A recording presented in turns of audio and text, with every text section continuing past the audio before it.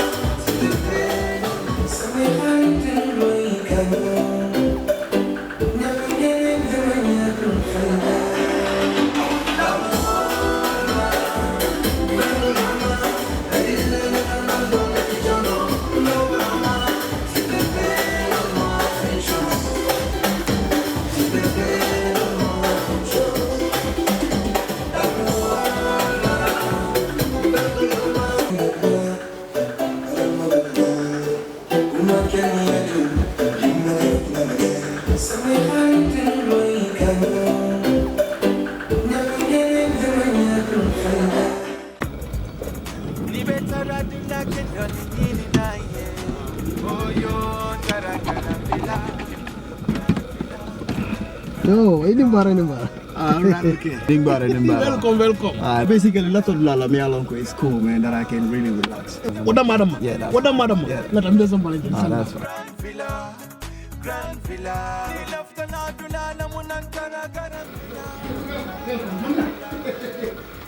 Grand Villa. That's fine. Salaam alaikum. Yes. No. Bari Nimbara.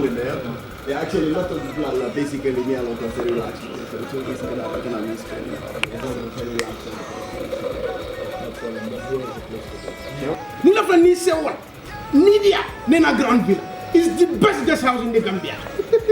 Beji andikam Grand Villa Guest House. Na labungul bebe senyaring adum na bungul bebe nyarandiring coming ibela fila ila suwe tara nyame. Ntel Grand Villa na kiliano la lafino wale mukanwatin telkam. Na ye sabati Grand Villa yela kodo na fa kalamuta.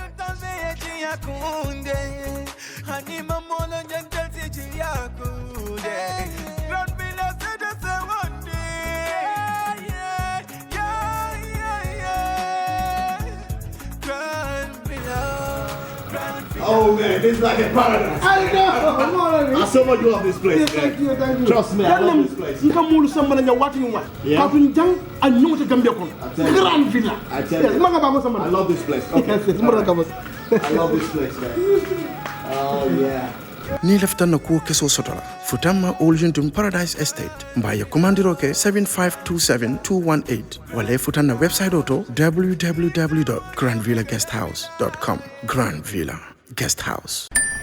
Dreaming of owning a property in a prime location with great proximity and fantastic neighborhood?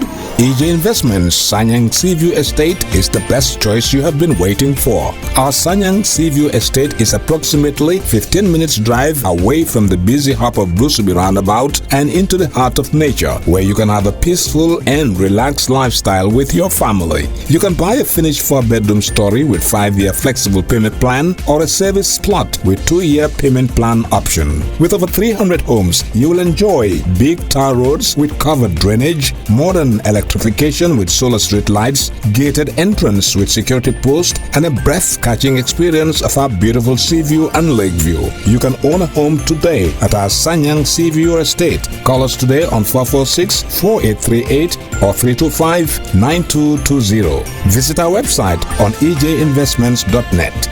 EJ Investments, first in property.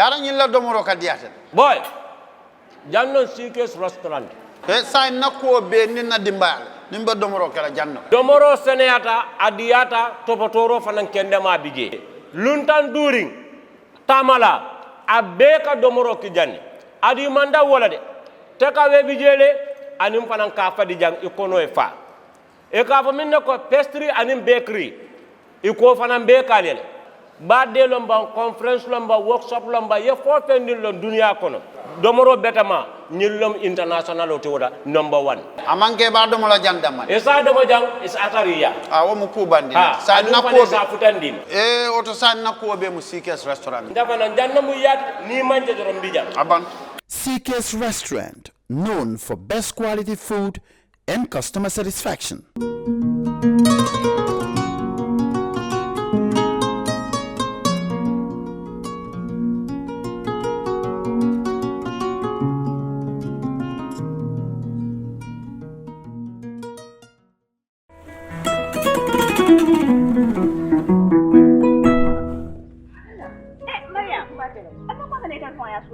na broda min ba Europe Mr. Conte nka bo kol kan sai na so ko na mano banta jabo banta tulo ban sai ka bo kol kan anda ka ba office ko na badama bulo mutarin baka ta funtilano ko mbatu ngane ta ya kuriyan ma ko dubanti na ta mano sani tulo ne yo mun da beten la broda man balwo service kala mun service balwo service ni da foronte mo kala mun da a fela broda ko abitala internet ol aya ba site la woldo balwo.com na wo sajje a apo nga ba download la telephone ol na be sandiro to ni wal na be sidin ala office ko ndama manjar pour ay ta bank ko kodoki abe sidin office ko na daminto ite be message so yo telephone ko no e bitiko be Gambia dawda bitiko ba bele ko ta tano dawda yeta tempo tawo wodama yala bari wa service na ta molda han ata nyo le kan fi janna bro dan ka ko ayo ko ti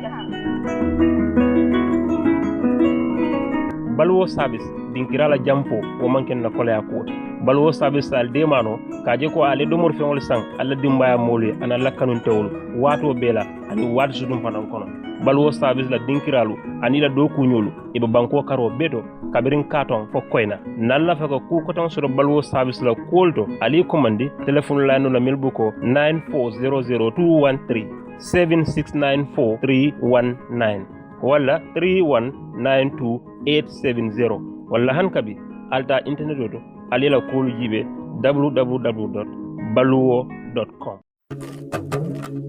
Do you live abroad and want to build your dream home in the Gambia without risking your funds and family ties? Do you want a household name that is trustworthy and efficient? A name that will continue to give you updates on the project from the beginning to the very end with videos and pictures? If your answer is yes, then worry no more. Boss Construction and Asset Management is here for you. If you live outside the Gambia and want to build your dream home, then this is ideal for you. Just reach out to Boss Construction and let's start building the dream home into a reality. With Boss Construction, the difference is clear. We give you value for money. Some of our services includes the following: construction management, building equipment rentals, rent management, purchase and leasing, asset management, and many more. For more information, please contact 282-4945. Better still, send us an email, bossgambia@gmail.com, or you can also visit our website on www.bossgambia.com. Boss Construction, a name you can trust. Boss Construction and Asset Management, keeping families together.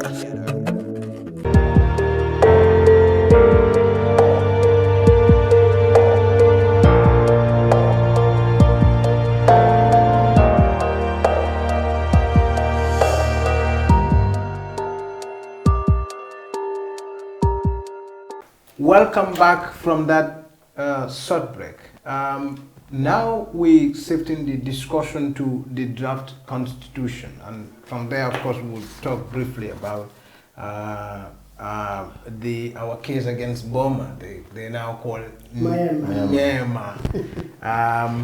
We've taken a case, of course, against them at the International Court of Justice. But we'll talk about that in a minute. First, let's talk about the draft constitution, Mr. Dabo. What was your first impression when you read the document? The first impression really is the controls on executive power. In the 1997 Constitution, obviously, the president is very powerful. Yes, he can control the National Assembly through different mechanisms. He controls the judiciary. We've been here, we've all witnessed. Just one directive is enough to fire a judge of the Supreme Court, a judge of the Court of Appeal, a judge of the High Court. That was just too much power. And so, and the independent agencies, the supposedly independent agencies like the Inspector General of Police, that readily comes to mind. That's a very important position. The president changes them as he wishes because he appoints them. The directors of the National Intelligence Agency, Director General of the National Intelligence Agency, they call it the SIS, but the name really, the legal name up to today, is the National Intelligence Agency. Yeah. So the president had a stranglehold, if you like, on our public life.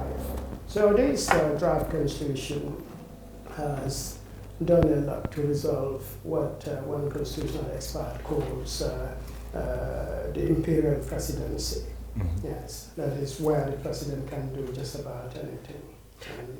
But aside from that, I mean, still now the appointment rests with the president, doesn't it?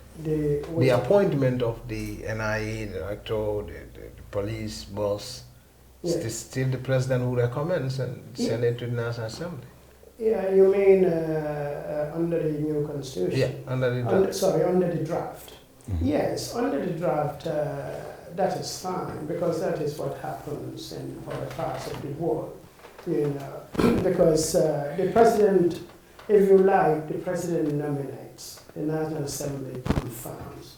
So there is a nominating process here, there's a confirmation process, and that is done by the National Assembly, which is a great improvement. Because if you say appoint, no, it's nominate. Because if the National Assembly disagrees, for whatever reason, then that appointment does not go ahead. And you think that's a good improvement? Absolutely. That is a major control on the exercise of public power. There is one thing, though, that has been quite contentious. I remember arguing with my friend that so bitterly, and both of us are no lawyers, never mind. So we were saying that, some were saying that the draft constitution's proposal to make the current serving term of the president as one term, even when there are two terms, that it's going to take a retrogressive effect, if you like. Is that possible? Like, well, if the constitution is ratified as it is, say for example, if it went to the president, then it comes to Honorable Jawara's domain, that is the National Assembly, and then it goes to the people, because there has to be a referendum. If everybody agrees, yes, certainly. Certainly. Yes. But and the fact that they argue law doesn't take retrogressive... no. That is, you are saying I'm saying if the people approve it as it is. As it is? Yes. But I do not agree with that, in all fairness to the president. You see, when we are dealing with public issues, we have to be as fair as possible. We have to be as impartial as possible. This is an accrued right to the president. Yes, it is an accrued right. So he needs to serve his first term, his current term, he needs to serve that. Remember, this is the constitution that is not even presented to the president, much more to the National Assembly and the people. So you cannot do that. The current constitution is even opposed to that. I know you are repealing, that has been repealed, but it is not repealed yet. So the president's current term cannot be counted. We are almost more than halfway through that term. How can you make that his in the third year? That makes no sense. Yeah, constitutionally, legally, is incomprehensible to me that the CRC would even put something like that in the Constitution. Or perhaps they are trying to sort of preempt the Senegalese dilemma. I mean, you remember when Wade says that he was the one who introduced the two-term, and that he did that after his fourth term, and that he is going to serve again. And then on the third term, there was a huge protest. The Constitutional Court in Dakar ruled in his favor, and he contested again. And it was a disaster. People died. Yes, it was a disaster, but I believe the Constitutional Court did the right thing. So in this country, it is incomprehensible. I'm repeating that again, that we shouldn't contemplate that, no matter what your personal views are about the president. Yes. The fact is, we must abide by legality, and legality says that he must serve out this first term, and then from 2021, that is when this constitution is taking effect. The constitution is not taking effect immediately. Yeah. So why do you make that applicable retrogressively to the president? It cannot be. We shouldn't even be discussing that. So, but what is clear though is that if it stays as it is and it goes to a referendum, it's going to hold, that the president is going to serve. This term is going to be included in the two terms. Yes, certainly. That's the number. Certainly. If it remains there, I know the president certainly would not support it. If the National Assembly supports it and the people support it in a referendum, yes, certainly, unjust as it may be, it is the law. The president would have to understand that 2021 going forward to 2026 would be his last time. So, I mean, I've read a commentary by a number of people who actually also suggest that that we should include as part of our reforms in the Constitution the Vice President becoming a running mate to the President. Yes. Do you find that, do you share such a view? Yes, certainly. If that is included in the Constitution, we would know what we are dealing with, so that the President would, whoever is running for President, would then know not to bring us a Vice President that people will not support. But under the current arrangements, whether people agree with you or not, really does not matter. It's your soul. You can choose anybody to be the Vice President, whether they have issues or not, that wouldn't matter. But of course, these are, before we go through the confirmation process, let us go through the electoral process. Then nobody will be able then to come and say, no, we don't like this Vice President if you run with the President. Yeah, but for me, in that case, you would have been elected. You have the mandate like the President. Yeah. For me, I'm indifferent to it, to be honest with you. It doesn't matter, but I think that would be a good idea. Because there were a lot of people who say, well, according to our laws, when the President goes, the Vice President comes, and the Vice President is not there, the Speaker takes over. So all these people must be seen to have the legitimacy of the people to hold this office. Okay. Does that make sense to you? If I may, and let me make a disclaimer here, because I represent two bodies here. From our National Assembly point of view, we have to put our input, and my view might not be the same as the view of the National Assembly.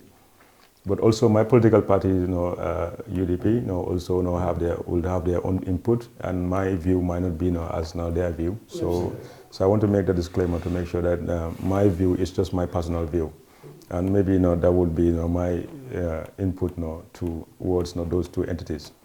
I beg to differ slightly with you. on this notion about this particular term be considered as part of the fourth term of the current president. Given the fact that we have to look at the genesis of this whole constitutional review. Okay, the current government came into office with a lot of promises, and one of the promises was to review the constitution, to repeal some of the draconian laws, to be able to make sure there is a level playing field. And one of the factors they are trying to deny the flag bearer of the coalition was to make sure that there is no incumbency. Come 2021 or 2019, whenever they want to go for next election, there will be no incumbent advantage. So this constitution, draft constitution, I expect there should be a transitional clause which should affect how we should move on from here. Like the 1997 constitution, there's a transitional clause where the AFPRC claim no safeguards against their activities between 1994 to when the constitution came into play. The schedule, you mean? In the schedule, yeah, the one that Yakuba invoked. Exactly, yeah. So because whatever happened, they don't want to be held accountable for.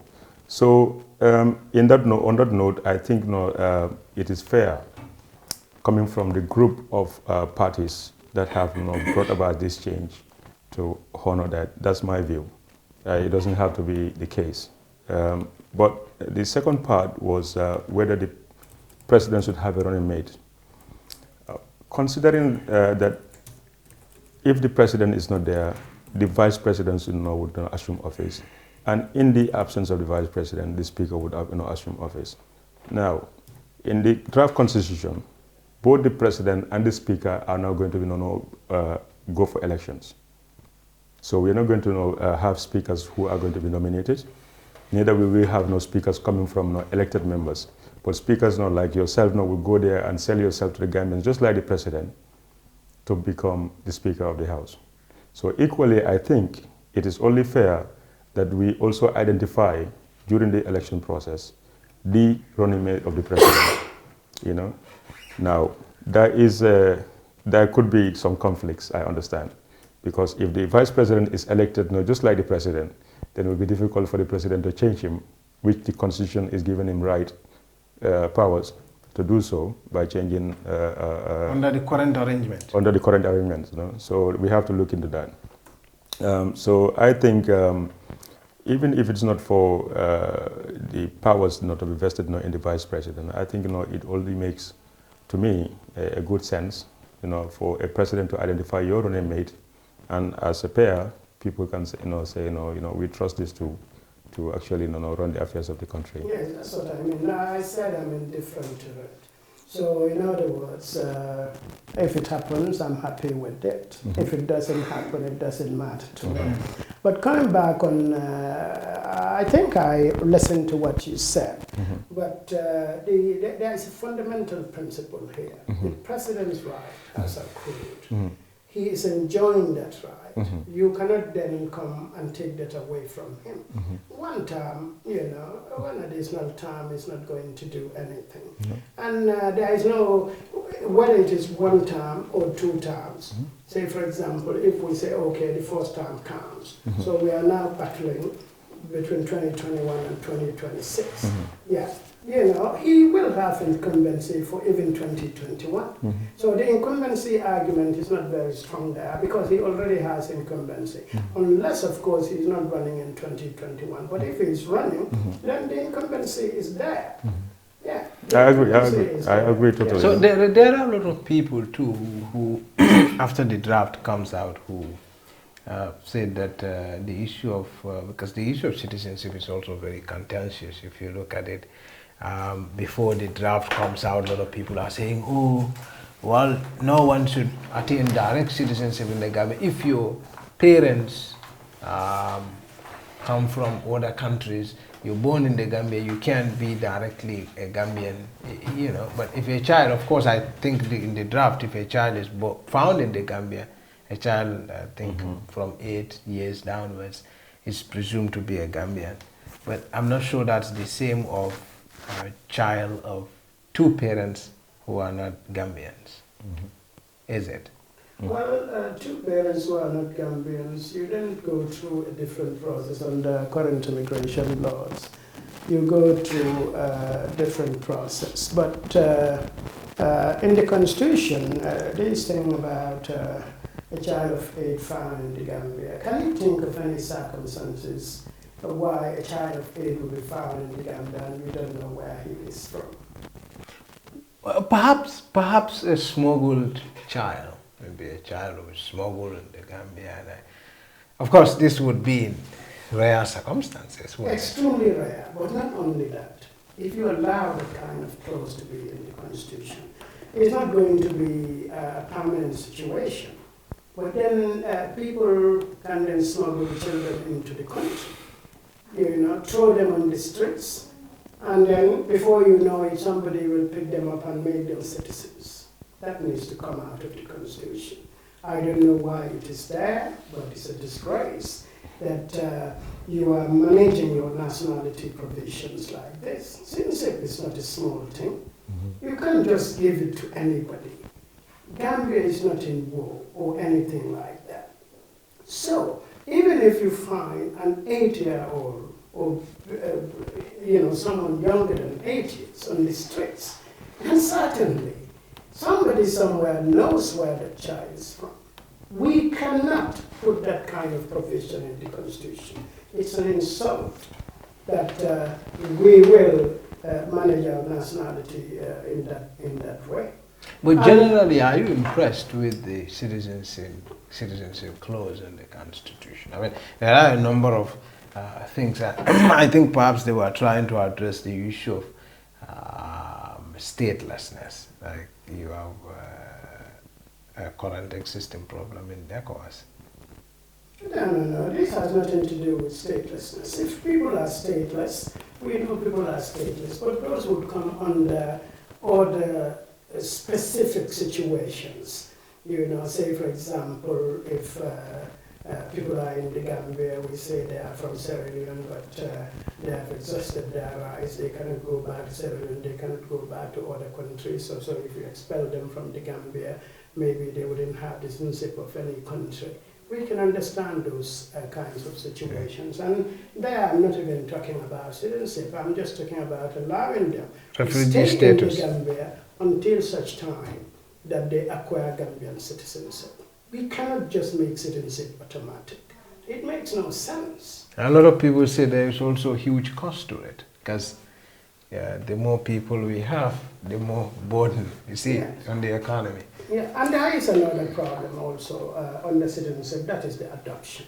If a Gambian adopts a foreign child, then that child becomes a citizen. There should be a process to that.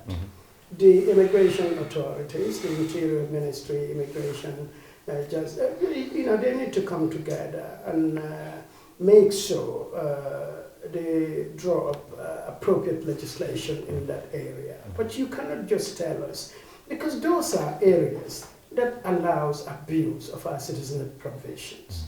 Yes, these two, an 8-year-old or below on the streets is an abuse of our citizenship process, or nationality processes. There is order section 15.4, I believe, a non-citizen child who is adopted by a Gambian parent is entitled on application to be registered as a citizen. On application, how is that application going to be made? So if I adopt you today, tomorrow you can apply to become a citizen. You need to clarify all of those things. Yeah. So, I mean, the other part of the discussion, in fact, I remember asking Mr. Chorno Jallo, Justice Chorno Jallo, about this when they were giving out the draft constitution to the people.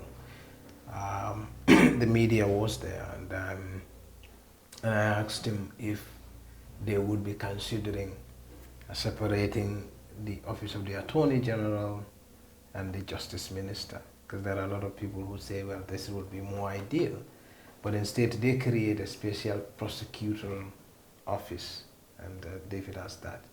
What do you think of that? I mean, you deal a lot with state institutions that are in the area of dispensation of justice. Well, the prosecuting function is properly separated from the political office, because we were all witnesses to the kinds of witch hunting that was going on, and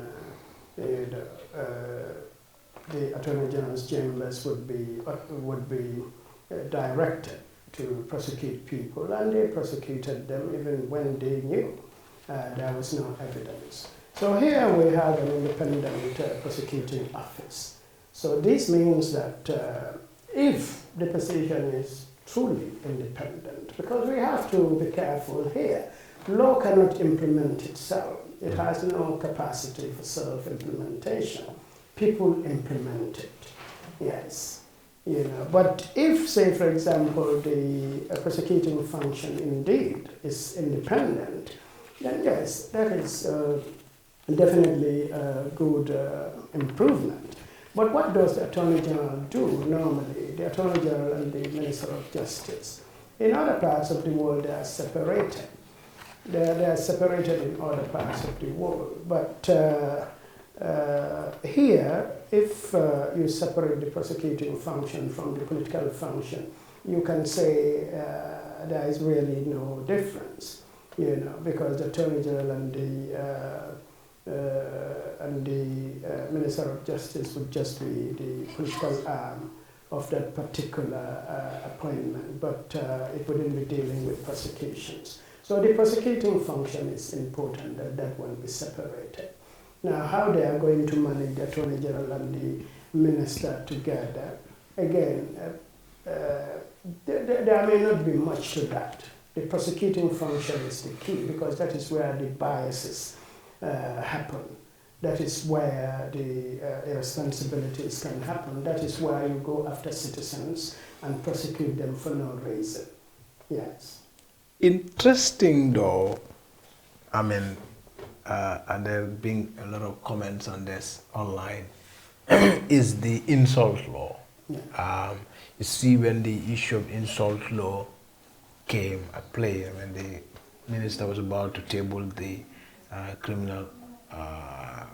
the amendment to the criminal code, and the issue of insult of the president, president's mother or minister's mother, and the bringing back of sedition, because that's how I call it, because they bring sedition in another fashion. I mean, a lot of people were complaining, but in the end, also, a part of it is also in the draft. Yes. Yeah. Yes, I don't know whether the Honorable Jawara has anything to say about that, because they are the people, they are the ones that people will be insulting. Yeah. The politicians, that is the National Assembly members, the president, they said, you know, judicial officers and other public servants, really. So we can ask the Honorable what he thinks. Do you think to be honest, you know, I think, you know, the reaction already shows, the reaction from the Minister of Justice already shows, you know, that how somehow ridiculous, you know, that particular bill is. I still cannot comprehend, you know, and like we were discussing about the budget, you know, sometimes, you know, the whole policy drive of the government in terms of, you know, bringing about, you know, this kind of laws. I don't have a problem people insulting me, honestly, no, because I'm the one who put myself up, you know, for this space. I had a private life. I was nobody, and I was in nobody's way. People didn't care about me. So, but since I choose to come in, you know, assume public office, I am prone to criticism, and, you know, driving inspiration, you know, from my elders, you know, like Sadauda, for example, Useno Dago, another. You know, these people are castigated, you know, day and night, you know, and they just move on, keep on doing what they do. They believe that the people have the right to do that. So I am in no position whatsoever to deprive people from those rights. The only way I can do that is to resign from my position and go back to my private life. That way I'm not going to be affected. And the law was, the provision, section 107, was very subjective. You're talking about a niche of the people, and people who are in public offices. You're not talking about even let's say, for example, the Minister of Justice himself. He doesn't want to be insulted, like his parents, but you can insult his parents, because the mother is not a public officer, but then you can insult the mother's mom, and it's just a civil matter. But as soon as you insult him, then that's become So I think it was a very miscalculated priority, and hence he was able to draw it back. But still, there are provisions of disaffection, things you say that might be seen as a disaffection, to the person of the president. I think that's another provision that we have to look into, because otherwise that's a prone for ambiguity. Yes, it's just like Mr. Darwin is saying. Say, for example, this is brought back into the Constitution. Yes, it's brought back into the Constitution through the back door. If you look at Section 44, if you look at Section 44(2)(c),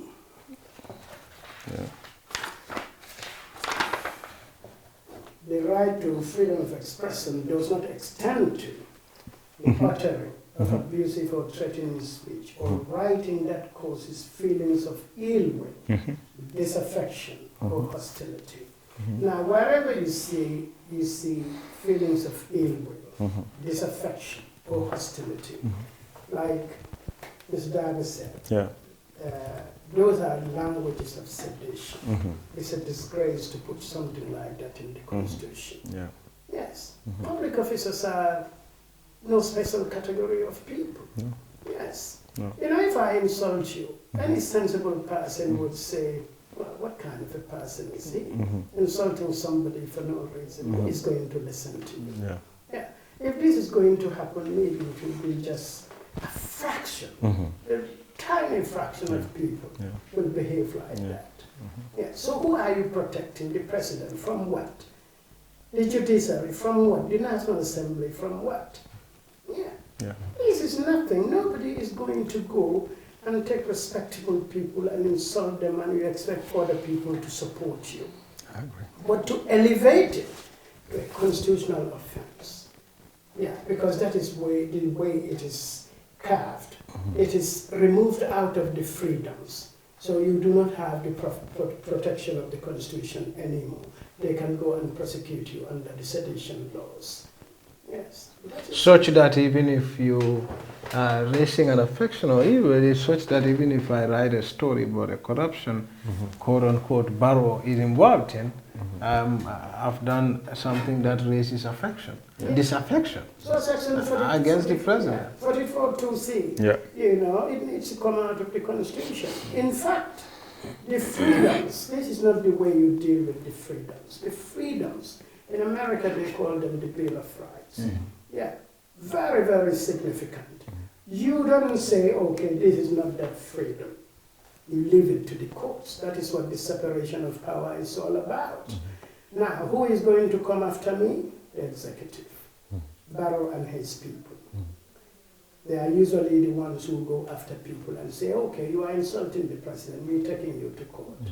Yes, the judges must be free to adjudicate on that matter in accordance with the accepted views about freedom of expression, the domestic and the internationally accepted views.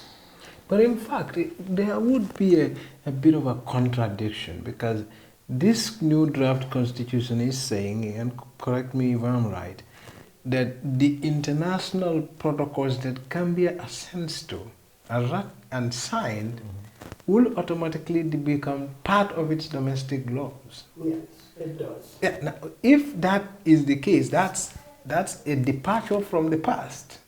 That's a departure from the 1997 Constitution. So, and if that's the case, we've signed a lot of no, I think international it's fair to regulations say that compels Gambia to protect freedom of expression of the people, not to create laws that it's a bit of a contradiction. It is. Yeah, it is a contradiction. But even if we do not domesticate our treaties and things, international treaties and things like that, even if they are not domesticated, any person who understands freedom of expression properly in a political context would not send anybody to prison because you insulted somebody. Yeah, yes. So, I mean, one thing very contentious, whether it even deserves to be or not, is the issue of secular. Out or in the Constitution, what do we do?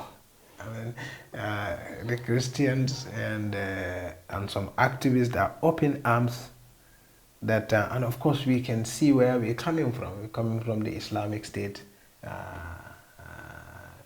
situation. I mean, what do we do? The first thing, I shared a post a few days ago. The first thing you have to ask yourself now, what is secularism? Okay, and to be honest with you, it's becoming now a political issue. But what is secularism? Yeah, normally, the issue of secularism was not even an issue if it wasn't brought to Parliament 2010 to try to actually put it into for the president to turn the country into an Islamic state. Okay, but then again, my issue with the whole thing now is because of that same freedoms we are talking about, not only about expression, but of association and right and and otherwise. I think now, before I was not a lot, if I'm concerned about the lack of secularism in the constitution, because I don't think it's important at all. But now, since it's affecting certain group of Gambians who are bona fide Gambians, I think to be honest, and you are the legal expert here, include it there, and everybody is at peace. Because otherwise, we will have a new constitution which will be a contradiction from the word go, and every day will be a rift, segregating communities more than bringing them together. I don't see the problem with the word secular in the constitution, although I don't think people understand it very much, because you are trying to protect the state from religion, not separating state and religion. I'm a Gambian. I'm a Muslim. Why should you say Gambia is not? I'm not a Muslim Gambian. And I'm a Muslim. Am I not a Muslim? In short, you think it's... If secular means like non-religion whatsoever, but I'm a Gambian and I'm a Muslim, so definitely I'm a Gambian Muslim, and he could have been a Gambian Christian. So we are not a secular state. No, we are Gambian Muslims and Christians living together. There are traditional religions as well. Again, atheists and all whatnot. Atheists, exactly. So we are not a secular nation. We are a nation of people with different religious affiliations. Okay, but since it's becoming a political issue and it's actually bringing sometimes high emotions, I just think they should leave it there and we move on. Does secular appear to the state as an entity in definition, or to individuals? To the state. To the state. So when the Constitution says Gambia is a secular republic and Gambia is a sovereign republic of sovereign people, what's the difference? Well, I don't see any difference there, but this is not a new debate. Say, for example, how did the whole idea of separating power came about? Because in Europe, before the period of the Enlightenment, and that, of course, is partly responsible for the founding of America, founding in quote of America by people from the European continent. Historically, the European monarchs and the leaders of the church control a lot of power. Between them, they control everybody. So there were Protestant movements against that kind of control until eventually, the church and the state were separated. They are different entities. So when you take that, those who moved over to America came with that experience. That was the reason why they separated the church and the state, that the state shall not support an establishment, a religious establishment. In other words, the state and the religions must be completely separated, because you have to allow for the fact that there are those who are not of the Christian persuasion, and at the time of the founding of America, that was the predominant religion. There are those who don't believe in any religion, even among probably the founders of America. Yes, but the Americans were thinking very, very expansively. What they did was think about the future, how this would apply. So Christian leaders in America where I was going to bring that quotation, but I forgot it. Christian leaders in America were so incensed that America was, God was not mentioned in the American Constitution, and it was not declared in the American Constitution that America is a Christian state. Some of them were so incensed that they say God will destroy America for that. So these are not modern day disputes. Historically, you can locate them. But because of the experience of America's founders, and these were men steeped in the Enlightenment tradition of European history, that is enlightenment. We must come out of this darkness. We must stop worshipping our leaders. We must stop worshipping our leaders, whether they are Christian leaders, religious leaders, or political leaders. This was how those movements came about. And some of the founders of America were luminaries in that kind of thinking. So they decided from the onset to separate church and state, because they know that these are emotive issues, especially religion. You think that was a safer thing to do? It was. I mean, look at America. Yes, look at America. Who can complain about being discriminated based on your religion by the state in America? Yeah, of course there are nuances to the argument, but that is what should happen. So then we may leave our secular there. Well, like the Honorable said, if it is just sovereign republic, it means the same thing. America mentioned nothing about secular in its religion. And it is as free as societies go, and as tolerant societies go, as far as freedom of expression and religion is concerned, it is the trailblazer in that area. You cannot fault America when it comes to things like that. Yeah, but there is no word secular in the Constitution. I make a question, no. Yeah. They just said government cannot support an establishment of religion. In fact, the Gambia was not an Islamic state. Yes, it was not an Islamic state. It was also not a secular state. No. That was unlawfully inserted into the Constitution. Yes, but it's not a secular state. So I was wondering to myself how that was inserted. Oh, so it never was a secular state? No. It's never in the Constitution. It only came in 2010, you know, when Yahya Jammeh trying to ram it through the parliament, but it was contested by... it was, the word secular came there in 2001. 2001, not 2010. It was put there in 2001 as part of a lot of other amendments. They just want to snake it through. Yeah. But it was challenged by Khemis and Jammeh. And the Supreme Court declared it to be invalid because it's not there in the first place. So that was an entrenched clause. You could not have changed it without going through a referendum, and there was no referendum. So basically, then we are arguing over basically nothing. Nothing. Yes, we are arguing over nothing, but like the Honorable said, if this is what really, if the Christian community is not offended by it, I certainly, if you ask me, I wouldn't put it in the Constitution because I think sovereignty is enough. Yeah. And there is also the freedom of conscience. So religion is guaranteed. You can practice your religion, you can practice no religion. All those things are guaranteed. But if they don't want to, if they think if it causes some degree of insecurity, Well, that's why I'm saying it's becoming political, because then people feel disfranchised in a certain way. So we have to look at this thing in a wider scope. But then does it mean that we have to sacrifice and input words that doesn't mean anything to the context, just to please a certain group? We have to actually ask ourselves these fundamental questions. If you look at Section 1, it says the Gambia is a sovereign republic. Makes sense, perfect. It doesn't say, and when you go to Section 151, it's telling you that we cannot actually bring in a state religion or stuff like that, turn Gambia into a state of religion or one party or something like that. Now, you go to Section 2, it will tell you the Gambia is a multi-party. Democracy. You can say in there multi-religion.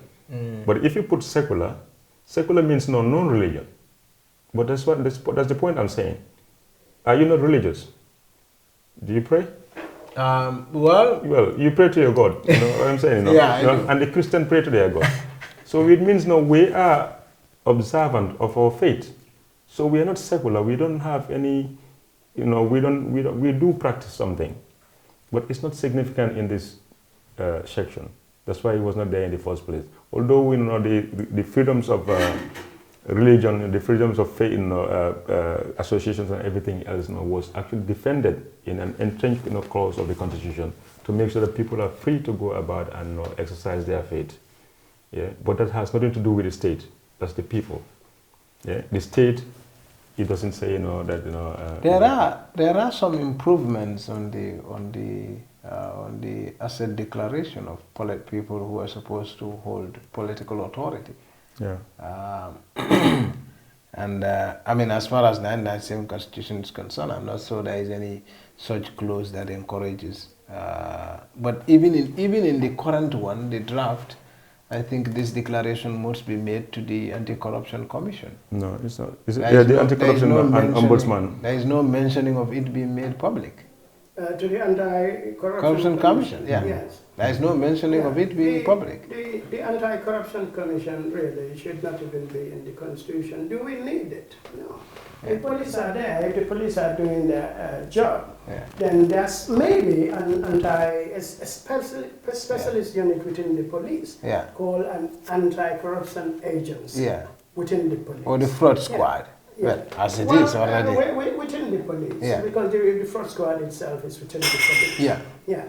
But then the declaration of assets is after you left office, before and after you left office. Yeah. So yes, maybe the declaration really, I can deal with that. That is fair. You think it shouldn't be made to the public? Because if you made to Anti-Corruption Commission, of course, these institutions are supposed to be checking on power, but are they efficient? Is it to the Anti-Corruption Commission or to the Ombudsman? It is to to the Anti-Corruption Commission. The right. Ombudsman is an excess. We don't need that. Maybe you can incorporate the Ombudsman into the Human Rights Commission if you want to maintain the Human Rights Commission itself. I don't think we need the Human Rights Commission. When the country is functioning properly, you don't need those extra layers of government. They just take a lot of money and do nothing from personal experience. In a country like the UK, the Ombudsman is not even, it's just a statutory thing. There is even a furniture Ombudsman. Yeah, these furniture sellers and the like. Yeah, for example, if you have a query against them, you can go to the Ombudsman. It's just mediating between people, but they cannot do anything. If you disagree, at the end of the day, you go to court. But you made a very important point here. You're talking about two different contexts here. You're talking about a mature democracy like the UK, and then you're talking about Gambia in the context of Africa and its culture of corruption and stuff like that. So don't you think would be definitely in that case necessary to have such establishments, even for not the for forever, but at least for the distant future, to be able to curb one of the issues that is affecting Africa and its development. That's corruption. Yeah, but I say make it part of the police, a specialist unit within the police, dealing with them. So how do you want to deal with it? If they say, okay, Mustafa, let us investigate Mustafa, this and that, and then at the end of the day, we wouldn't know what happened. These, I believe, would eventually end up in prosecutions. If that is the case, then certainly the police is the body to investigate that, even though within a specialist unit, and then they can either prosecute it themselves or transfer it to the Director of Public Prosecutions. I promised myself that I'm only going to sit here and learn from you, because you're the expert. But for some reason, I am compelled to have a divergent view to some of what you're saying. I agree, but in our context again, coming back to the same point, I believe the police are part and parcel of the problem as far as the Gambia is concerned, in terms of corruption. And I had an encounter with the, like you said, very well, I still call them the NIA, the director of the NIA, who is appointed by the president. Now, who are you going to go after to investigate, to make sure that you're doing your job as far as intelligence gathering is concerned? And he defended himself very much to say that he understands the people are his boss, but even he knew that I would not buy that. Because there's so much focus on the public when the criminals are behind you. So if the police is part and parcel of the same executive who is violating some of these laws, it's difficult for the police to reprimand some of their own. But then perhaps an independent body who is a go-between between the two sides can be able to conduct investigations impartially, and make some effective changes. We have seen it in Sierra Leone, and we've seen how much they're doing. And as far as I'm concerned, it's worth the investment. Well, but if you look at the channels through which the state creates these institutions, doesn't it do it the same way they created the police? They are both institutions whose boss are appointed by the president. In consultation with the PSC. Of course. Yeah. But then again, it turns to something else. Like you have the National Audit Office. Its task is to audit all government books. Yes. But does it do that? He's doing it, and I think you will, Mr. Toure. They are grappling with yes, Mr. Toure is inadequacy of resources. Given the history of where we just came from, Mr. Toure was no different to the IGPs and the ministers themselves who were actually enabling the environment. But it's fair to say because every year we have the auditors' reports coming to us. And we have the auditors now coming to actually make their opinions. It's fair to say that they are coming out of the woods now, and they're building capacity and momentum to be able to make sure they execute their duties. But we have to remember, like the auditors, they can only express opinion and inform the right authorities about what their findings are, but they have no power to prosecute. So as far as Mr. Toure is concerned, he will say that I'm doing just that, but then he has no powers to follow up to say, the adverse finding that I have found, against Mr. Dabo, what are you doing about it?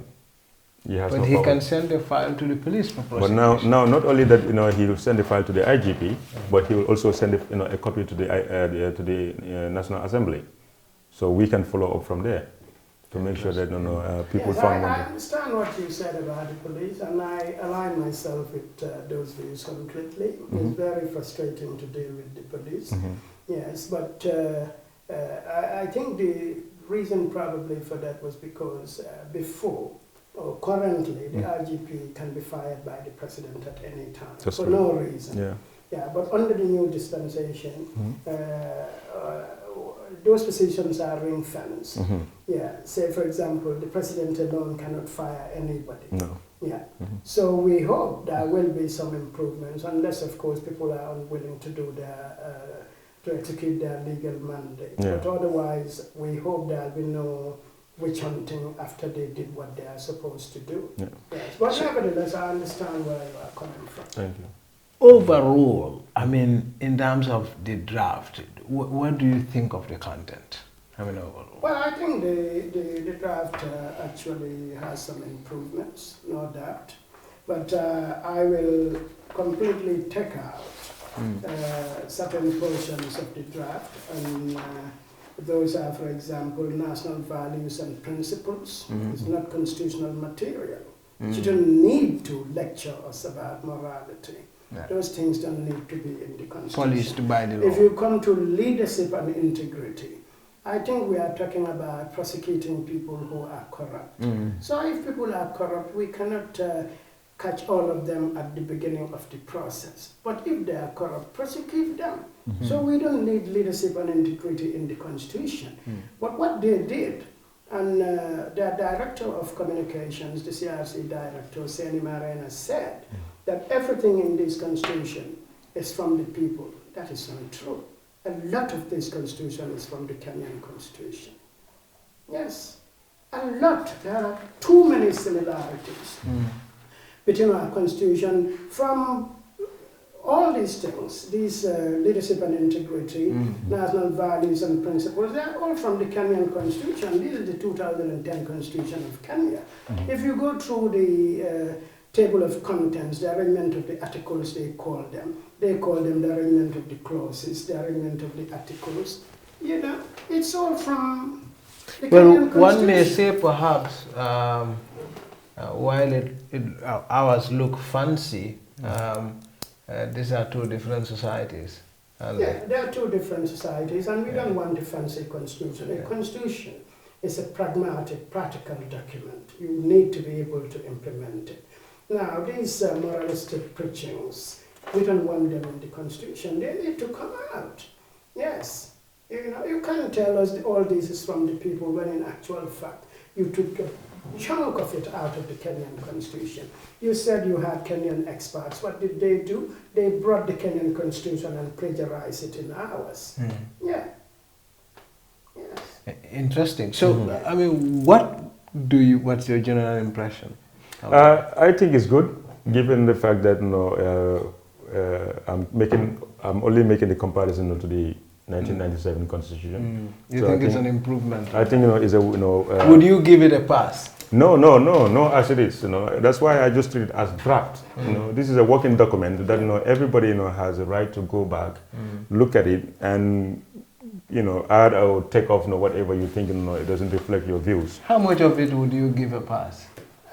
For now, I would say probably 50%. That's quite on the low. I'll go a bit higher. I mean, given the public perception about it. Yeah, well, the public perception, constitutions are different kinds of creatures. Now, this whole idea of going to the people and consulting them, you can do this without going to the people. Whatever is here could be done without going to the people. So I don't think that was something that persuades me. I am not persuaded by the fact that whatever is in this country, like I said, a bulk of it is from another country's constitution. So there are Kenyans in Gambians in Kenya that you went to consult? No, that's not the case. Yeah, but my position is this, and I want you to look at this as a National Assembly member. If you are removing the president, you do so through an impeachment process. Here, if you are moving a judge of a superior court, you do it through a private tribunal. That does not advance the rule of law. Okay. Yes. Why? That's what the draft says. You set up a private tribunal composed of, judges within the superior courts. Yes. If you are talking about the Chief Justice, then somebody from a Commonwealth country, some judge from another Commonwealth country can come in and be part of that party. To remove but why do we have to do that when the National Assembly is here? If we can drag the president to the National Assembly and remove him or try to remove him, why can't we do that for the Chief Justice and other justices of the Superior Courts? Absolutely. Why do we have to have somebody from a Commonwealth country to come and help us do that? Talking about that impeachment process, it's still incomplete. For some reason, I'm surprised they left it as it is. They could have gone further just to address the whole process that the National Assembly could have acted on. That provision to say would be provided by the Act of Parliament. That was in the old constitution. So it's basically just confusing the process. because then the National Assembly have to come up with another new act of determining how this process has to be conducted, as far as whether it's a referendum or whatever. I just think the CRC should just go ahead and spell out the procedure in play of what should happen, without actually having to come up with a new bill, a new law. Exactly, but I'm talking about say, for example. No, I understand your point very well, and I've taken that on board. And absolutely. we'll look at that. And something very strange also happened. Say, for example, when your party leaders expel you from the party. Yeah, the Section 91D thing. Yes. You amended that. We did, yes. Yeah. Do you know that it is back in the Constitution? I haven't seen. It is back in the Constitution. Okay. That also is a disgrace. Yeah. If people cross capital, what is that? We've seen it in mature democracies. Yeah. Yes. So allow them to complete their term. If the people don't like that particular MP, they can remove him at the National Assembly election. Okay. But the current draft says you go back to the people for election. No, the current draft says... I just want to get two things clear here. Yeah. If you resign from your party or you are sacked by your party, because I have not got that far yet, and I would like you to actually educate me on it. There's two things. One is cross-carpeting, leaving your party to another party. That means you will lose your seat. Let me read it to you so that please, yes, by all means, yeah. Which section is it? Yeah, this is section 139. 139 H. Okay. Says, having been elected as a member of a political party, he or she voluntarily resigns from that political party, joins another political party, or opts to sit as an independent member. That is one of the conditions. That is one of the circumstances. The other circumstances, having been elected a member as an independent candidate, he or she joins a political party. You go back for you lose your seat and then you go back for election. Being a member representing a single seat constituency, those are the special constituencies that have been created for the particular sections and for the handicaps. Yeah. So I wouldn't go into that. But this H and I, that is taking us back. You just thought it was not good enough because, and it affects the effective functioning of those. To an extent, I would again, and I, ask your indulgence here again, because I am with this view, to be honest with you. No, I'll try to justify myself. Yeah, because you're coming from a different political point of view. No, the reason I'll try to forward my reasons. Put it this way, the people of Upper Florida West, when I was contesting, they had choices between myself and my party that I represent, between the other 9 candidates who stood against me. But for some reason, the majority of those people in Upper Florida West decided that we trust this guy to be our representative. Now, that trust between me and them is a social contract.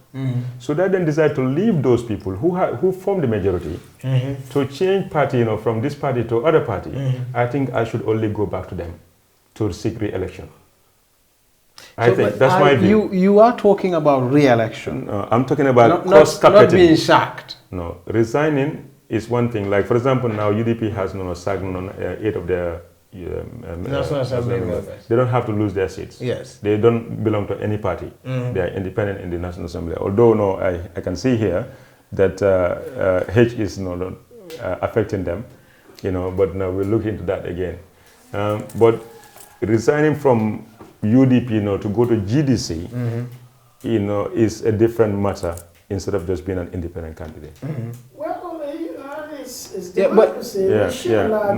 Because if my people have the right to recall me, then they have every right again to recall me when I decide on my own to shift allegiance. Then maybe a more sensible compromise would be, if you do that, then instead of being expelled automatically from the National Assembly, a recall process can take place. If people feel sufficiently alarmed and angered by your conduct, they can recall you.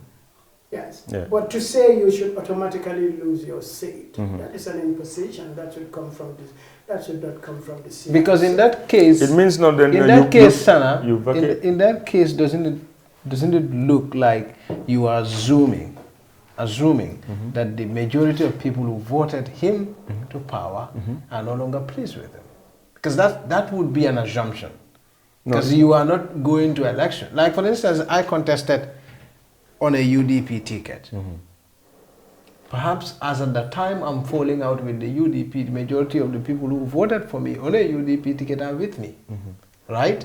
So, but if I am voted out, and even though the majority of people are with me, but they are not given the chance to explain, but I lose my seat, isn't that then I'm fired on an assumption of the fact that I am no longer serving the wills, the aspirations of my people? No, I don't think that's the case, because that would all be, speculations and assumptions, but we have to actually, realize, make it realistic. If I am, if I win on a UDP ticket in my constituency, but decided not to leave UDP for another party of my choice, then I think it's only fair to go back to those people and seek re-election. And if they still think that I'm the right candidate for them, they will vote for me on the new party that I represent.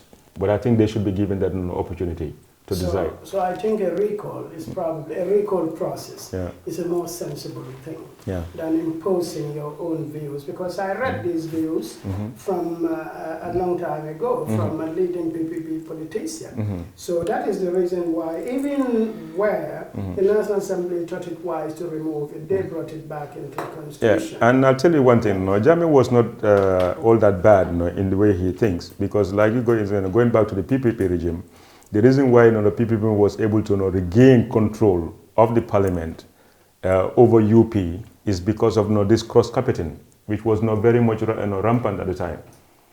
People like, for example, my uncle MC Cham was one of those who cross-carpeted from the UP to PPP without losing their seat. But then is this reflective of the people who voted for him, as far as his constituency is concerned? So that's why Yahya Jammeh brought in. Did he end up winning his constituency on that PPP? No. Well, yes, at some point, but then Bemba Tembedu came and won him. You could safely assume that the people were with him on his decision. No. What I'm saying, is he lost the by-elections. Okay. When he came back. When he came back, to the people, he lost the by-elections. So he's telling you, then the people of Tumana were not happy with that move, and they voted for Bemba Tembedu instead of him. So you see, there is a link between a member and your people that you should not break.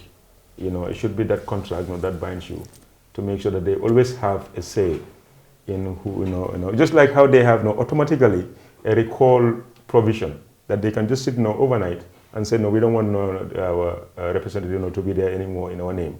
And if they can come up with the 1/3 number of all registered voters, they can recall you. Exactly. So this should be a recall mechanism here, not an expulsion mechanism. Yeah, but then also, as coming back, don't forget the protection for the party, the political party. Political parties, like any entity, have also a right to exist and have their own guiding principles. Now, if I belong to for example, the Republican, and then for all of a sudden I have a change of heart and I want to go Democrat. Don't go to the Republicans. Okay. We have a live case. Okay, we have a live. Okay, let me expel 8 people from the UDP. Exactly, So that's because the UDP doesn't feel. Yes, and then I think that was a very good decision. If you are a member of a body who you no longer represent their values and principles, I think that body has every right to exercise protecting their self. I don't see it as like a political, some people will say Jacolum, let them go. No, it's not that. UDP feels that to protect themselves, they can get rid of those members who no longer come and play part in protecting the integrity of that party. Now, should that mean that there should be an automatic recall process? Is left to the people of their constituencies?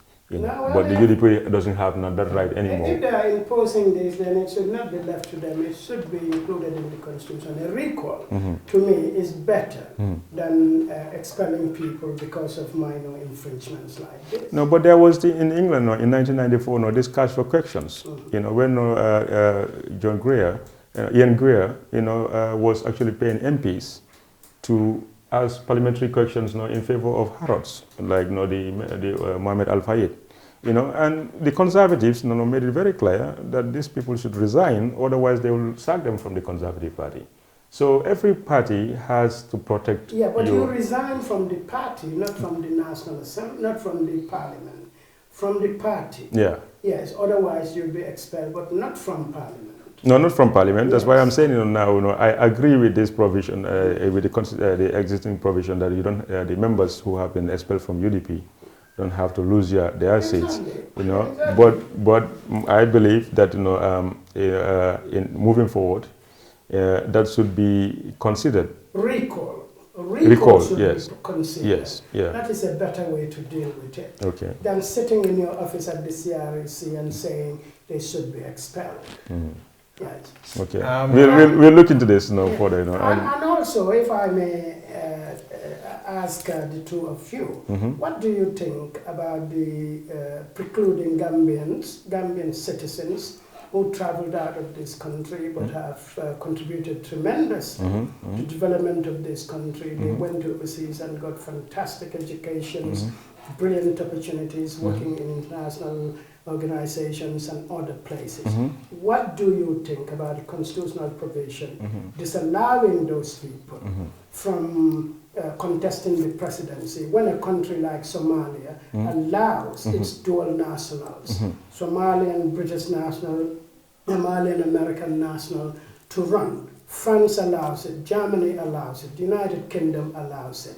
Why are we not allowing it, considering our special circumstances? Exactly. Given the fact that we have more brains, a lot of brains outside the country who could equally add a lot of value to our current situation. I think I am with you on that. Although I have my little exceptional space where I am open for dialogue on this particular issue, is the fact that I've seen in the last elections, the KMC elections, there was a candidate who came to town primarily just to contest, and if he wins, he stays. But if he loses, he will still go back to where he came from. And that happened to be the case.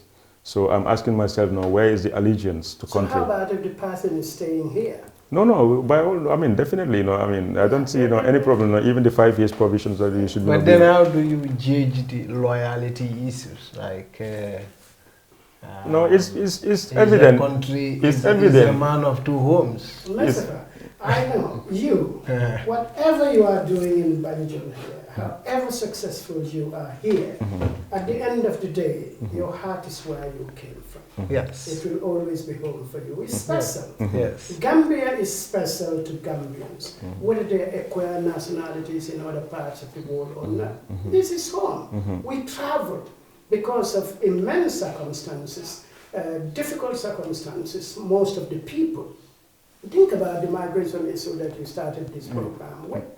Yeah. You think people really want to do this? Because conditions push them to do these things. They want to find their fortunes in other parts of the world if they believe they cannot find it in the Gambia.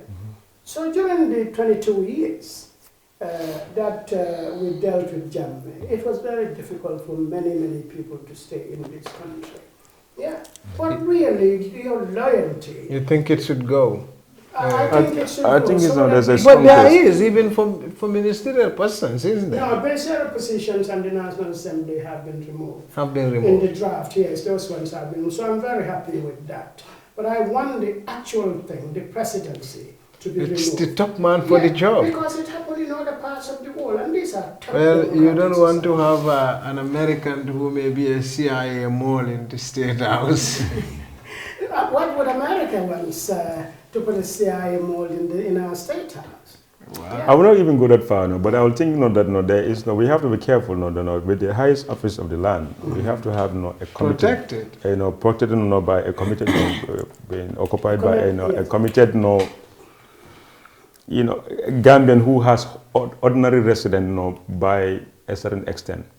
I'm not saying we should not discuss this and look at how to widen that blanket, but we have to be very careful too, because then my son, he doesn't know much about Gambia, but because he's my son, he lives in England, means he's entitled to come and campaign for the office of the presidency, but doesn't understand our values. So we have to be very protective of this office to ensure that people are in tune with country, even though they live abroad. And like you said, some of them have established there so much, they don't have to leave that and come home for nothing. Exactly. So for example, talking about that now, my compromise is this. You can be nominated and you can contest the presidency. That clause can be there. But if you win, you will have to renounce your other nationality. Because I don't think that should be. Well, what's the difference between if you win and when you? How about renouncing it before you contest? No, renouncing it before you contest is like throwing everything away. It's an election. No, it is. Yeah, it is. But if the Gambia, because of our special circumstances, because of where we came from, the immigration that was in a way imposed on us over the past 30 years, if we come out of that. Because of that situation, we have Gambians who are nationals in other parts of the world. Look, you think it opens us to a lot of human resource base? Yes, a lot of it. So you cannot say, well, look, before you are even nominated, you have to renounce your citizenship. You can say, okay, we will allow people to contest. But if you win, we don't want you to have the American citizenship. You renounce your American citizenship if you want to serve as president of the Gambia. Yes, that is a more sensible thing. It's a much more fair thing. It is more cognizant of the problems that this country had to go through over the past 3 decades. Yeah. I think we've had spent a lot of time on the Constitution, and this is a debate that's going to be ongoing even on this platform. I want us to now, to take us briefly, just for a few minutes, onto the Gambia's case against Boma. I feel comfortable to call them, but they are calling Mema. I find it difficult to pronounce that. At the International Court of Justice, we're taking a case there. For the persecution, so that we are seeking Myanmar to stop the persecution of Rohingya Muslims. Allow them to go back to their homes, and also give them some reparations. So it's basically 3 things, which on the surface looks so basic, because technically it's their home. The country is asking them to just open them space for them to return home, but this is a highly contentious issue, isn't it? Before the expert comes in, and I tell you, I think I will. I should not. Batambe actually left yesterday. For Hague. Very well. No, I think my view, personal view, is both good, plus and minus for country. In terms of international clout is concerned, and the image and recognition is concerned, it's very good for country, for the Gambians to actually take up this monumental case of charging Myanmar on abuses of unprecedented levels of killing and burning of children. Yeah, ruined the Muslims. Allegedly. Yeah. So I think in that case, it has put Gambia on a level of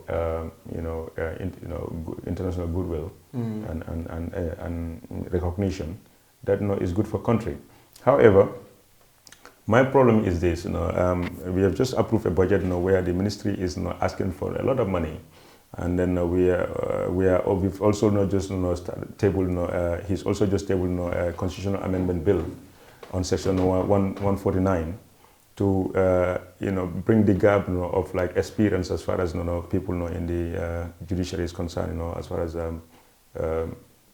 to allow more Gambians to come up, in level on of, the benches. in the high courts. So putting that into context, compared to what the Gambia is exposing itself to, because this is an international high-profile case that, even though I say, in one hand I'm proud of the AG, to Batembedu, to actually be, in front of that. But at the same time, he's so under-resourced back home as far as expertise is concerned. Human resource. Because the financing has been done by OIC. No, of course, it's not without a cost to the Gambia. I'm talking about the Ministry of Justice.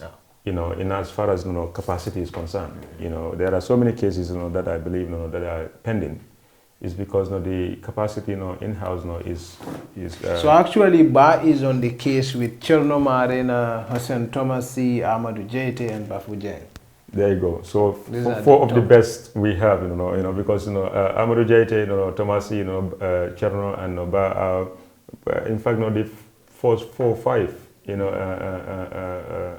the hierarchy at the ministry. So if those are expunged of the system, and we have stockpiles of cases here, I'm concerned to how. So you're a bit stuck in the middle. You think it's a good initiative on one hand because of our international recognition it brings to us. On another hand, you think we don't have the resources to accommodate this kind of. Well, to allow some of our much needed resources to go away at this time, the expert will come and tell us whether it's actually feasible. But to be, what do you think are honest, we have chances to in this kind of a situation? Well, like you said, the monetary aspect is really not in the Gambia. Yeah. Because if they go for maybe a week, a month, that would exhaust the budget of the AG's chamber. So there is no money for this kind of stuff. It has to be funded from somewhere. Yeah. But the important thing is this. It was this same minister who spoke to the media and said they don't have adequate numbers of staff to deal with their cases. Why is it that he is going? The Solicitor General is going, his special advisor is going, Bafu Jeng and Amadou Jaite are all going. Why? You ask yourself.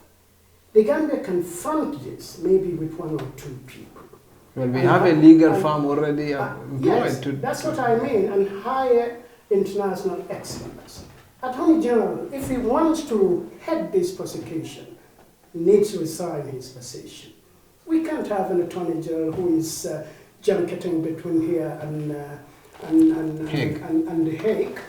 We can't have that. Whether the money is coming from the Gambia or not, he needs to resign if he wants to be on this case personally. It's a conflict of interest. This is like appointing yourself. Yes.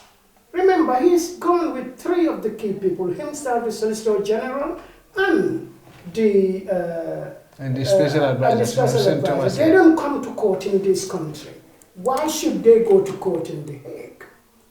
You read in between the lines. What is there? We need to be realistic. There are a lot of people too who says, well, this also benefits Ba. I mean, also in terms of raising his international profile. Well, I'm not going into that, but it's part of the calculations. That is why I am saying that it is an abuse. It's like appointing yourself.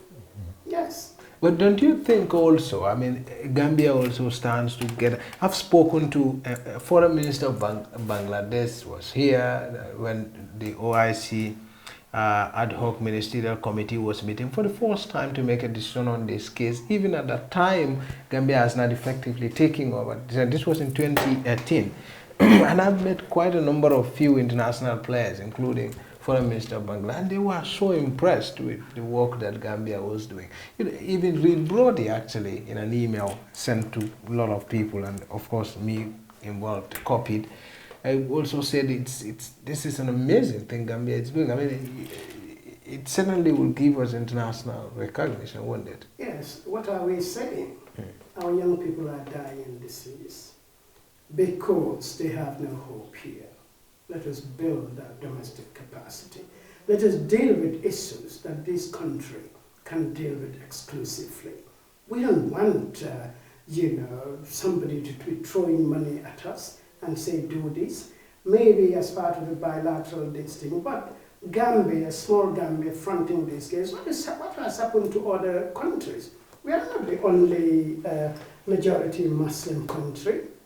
Yeah, we are not. Yeah, but when you said you don't have domestic capacity, when you don't appear in court, your Solicitor General does not appear in court, what are you doing in The Hague? These are some of the questions that we need to ask ourselves. We should start, we should ensure that our leaders don't take us for granted. Yeah. You think it's unjustified? It's unjustified completely. Whether the money comes from the Gambia or not, it's unjustified. If they feel strongly about it, and Gambia should lead it, let it be led by maybe 1 or 2 people from the AG's chambers and some people from the private bar. They can go and recruit, as they did, recruit somebody from New York. If you recruit somebody from New York, you are not giving that group any special expertise. Whatever expertise they need, they have it, or they can employ people to do it. Because, look, our Gambian team, they've not spent a day in Burma in their life, so they don't know anything about Myanmar. Yes, so there is nothing special that they can add to that. Why don't that international firm handle it exclusively? Yes. And then we have our It is justice not like a minister Gambian staying. case where you can say, all right, we have the domestic expertise on the facts and things like that. Yeah, you have no Of course, expertise Bar could here. say, well, I was in Cox's Bazar camp, and I've spoken to the Rohingya Muslims. I mean, of course, No, I mean, think, it's fair. also good for the political aspect of the case for him to appear, and that this is the justice minister of the country that filed the case, No, and, I think- and the international media interviews him, and Gambia flies around as a country that comes to the aid of the Rohingyas. I think Mr. Davo has made the case very well. You have to just look at the pros and cons and weigh what is needed. This is good for Bar by all measures. I think as a person, this is what he needs to uplift his profile. But then as a country, we have to ask ourselves, if our minister, his Solicitor General, and not two of his best. His special advisor, Tomasi is his special advisor. Yes, and so you see, I mean, anytime they are out of country, we are at suspense until they come back, and that is not, a case of this international magnitude against the Myanmar. It's not a small case, where you don't have to put in manpower, man hours. Yeah. You have to put a lot of emphasis in it to be able to make a case. Yeah, his options are clear. Let him resign as Attorney General and go and work there. Or let him leave the New York firm to handle the case on behalf of the Gambia. Because Gambia does have a lot of other cases, maybe arbitration and other things. It's not Bar who goes there to handle those cases. So why is he handling this other one? We cannot have people enhance their reputations on the back of the state. That is a disgrace for a public officer. So, I mean, talking about this case, perhaps just for a minute, it actually reminds me of the case of the Jongolas. Currently, I mean, that's also a very contentious issue. Just yesterday, there was a press conference where some victims are actually calling for the prosecution of Jongolas, but the Justice Minister actually said they don't have the capacity to. Perhaps that's the pointer to the discussion you're trying. Yes.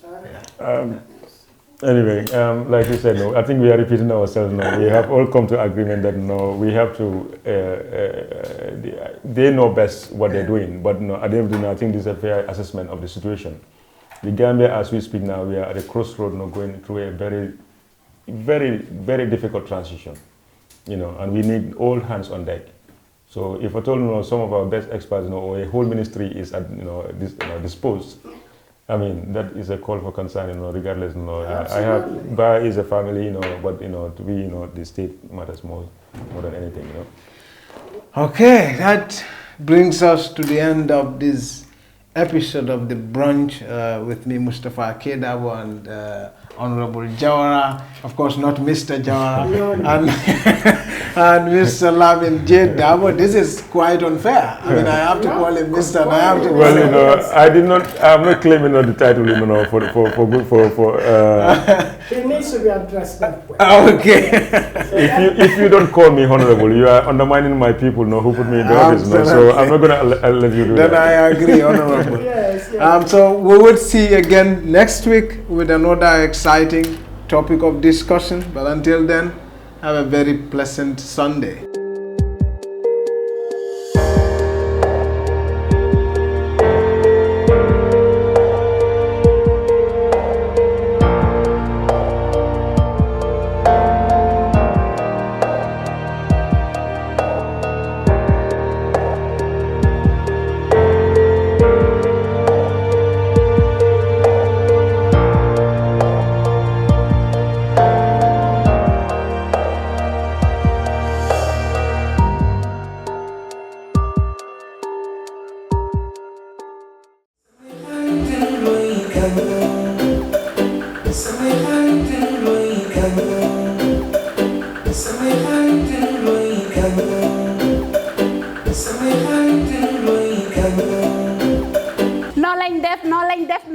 ñoo ñëw ak yéen rek Skincare Plus nara jàkkaarloo ak yéen waxtaan ak yéen tuuti rek si suñu tube suñu baax emuñ rek ci ay diw waaye comme ni ngeen ko xamee rek dañoo yëngu ci ay tube te yënguñ nag si just any tube suñ tube bu nekk 5 star Jesna la 5 star Jesna mooy Jesna bi gën a pire moom la ñoo tube palmaan bi gën a fort moom la ñoo liggéeyee ñun rek si tube dara du doy day des not only dañoo tube but bu la neexee ñu tuubal la ba pare nag ñawal la. We're not all about skin. We are skin, care, and the plus does come in so many different ways.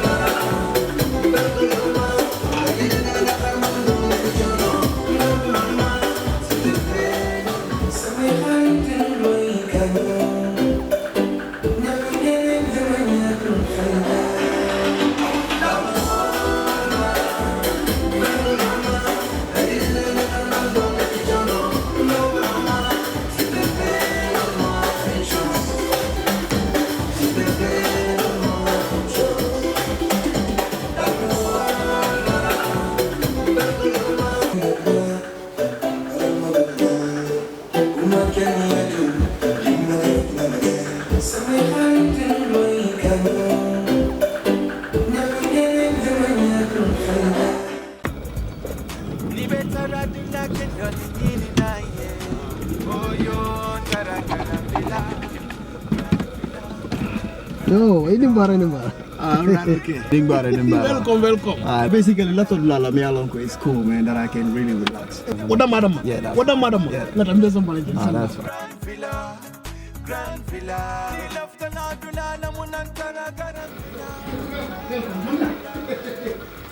Grand Villa. That's fine. Slowly. Yes. No. Yeah, actually, a lot of people are basically me alone very relaxed. So it's basically that I can have this very relaxed. Nina from Nice one. Nidia, Nena Grand Villa is the best guest house in the Gambia.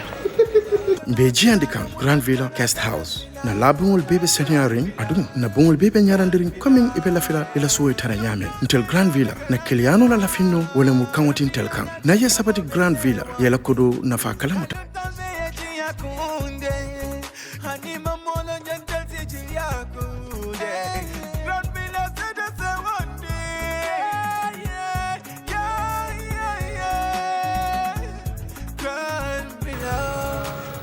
Oh man, this is like a paradise. I know. I so much love this place. Thank you. Trust me, I love this place. You can move somebody and watching what? Yeah. And you to Gambia. Grand Villa. I tell you. I love this place. Okay. Yes. I love this place, man. Oh yeah. Ni leftan na kuo keso sotola. Futamma Oljuntum Paradise Estate. Mbaya kumandiroke 7527218. Wale futan na website auto www.grandvillaguesthouse.com. Grand Villa Guest House. Dreaming of owning a property in a prime location with great proximity and fantastic neighborhood? EJ Investments Sanyang Seaview Estate is the best choice you have been waiting for. Our Sanyang Seaview Estate is approximately 15 minutes drive away from the busy hub of Brusubi roundabout and into the heart of nature, where you can have a peaceful and relaxed lifestyle with your family. You can buy a finished 4-bedroom story with 5-year flexible payment plan or a service plot with 2-year payment plan option. With over 300 homes, you will enjoy big tar roads with covered drainage, modern electrification with solar street lights, gated entrance with security post, and a breath-catching experience of our beautiful sea view and lake view. You can own a home today at our Sanyang Seaview Estate. Call us today on 446-4838 or 325-9220. Visit our website on ejinvestments.net. EJ Investments, first in property.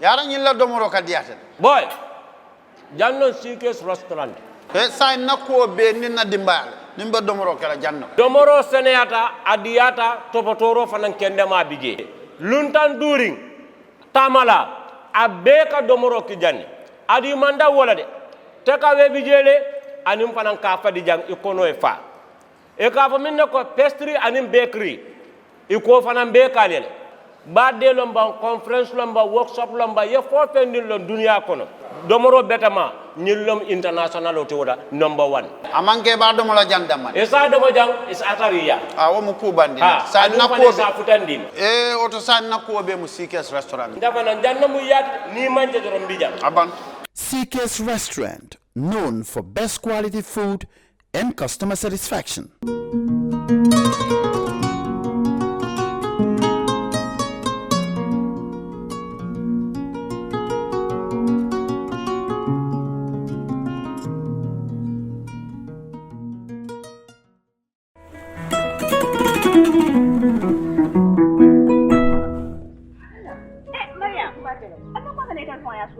na broda min ba Europe Mr. Conte nka bo wala kol kan sai na so ko na mano banta jabo banta tulo ban sai ka wala kol kan anda ka ba official ko na ba dama bulo mutarin ba ka ta funtula no ni kon batu ngane ta ya puri yamma ko do man dinga ta mano sani tulo ni yo munda bete ni la broda man balwo service kalam mun service balwo service ni da foronte mo kalam munda afela broda ko abitala internet ol aya ba site la woldo balwo.com nay wo sajje a apu nga ba download la telephone ol na be sandiro to ni wal na be siringa la office ko ndama manjar pour ay ta bank ko kodoki abe sirin office ko da minto ito message so ya telephone ko no e biti ko be Gambia dawda biti ko ba bele ko ta tano dawda yeta fen ko tawo wodama yala bar wa service na ta mo da han ata nyo le kan fijan na broda ka ko ata nyo la ayo ko ta baluwo service dinkirala jampo wo manken na kolaya ko baluwo service al demano kaje ko ale do mor feŋol sang alla dimbaya molu ana lakkanun tewol wato bela ani wat sudum fanan kono baluwo service la dinkiralu ani la do kunyolu e be banko karo beto kabirin katon fo koyna nalla fa ko ku koton so baluwo service la kolto ali commandi telephone la no la milbuko 9400213 7694319 wala 3192870 wala hankabi alta internet oto alila kolu jibe www.baluwo.com. Do you live abroad and want to build your dream home in the Gambia without risking your funds and family ties?